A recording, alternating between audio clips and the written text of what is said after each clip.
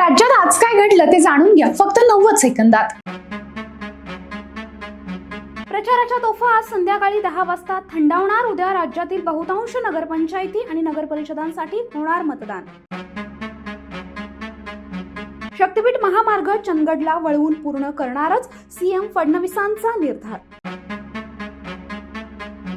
नगराध्यक्षांच्या 22 आणि 70हून अधिक नगरसेवक पदाच्या निवडणुकाही पुढे, निवडणूक आयोगाचा सुधारित कार्यक्रम जाहीर।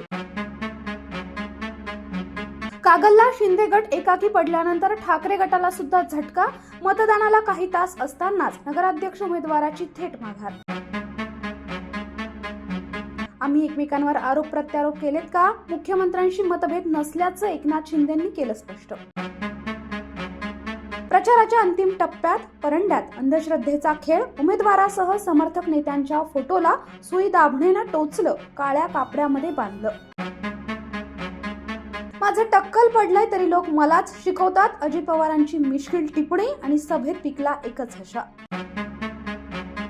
एमआयएमच्या महिला उमेदवाराच्या पतीवर जीवघेणा हल्ला, प्रचाराच्या शेवटच्या दिवशी अकोल्यातील अकोटमध्ये राजकीय गालबोट। आणि शहाजीबाबू पाटील यांच्या कार्यालयावर छापा, निवडणूक प्रक्रियेतील भरारी पथकानं छापा टाकला। अशाच महत्त्वपूर्ण माहितीसाठी बकर लाईव्हला सबस्क्राईब करा।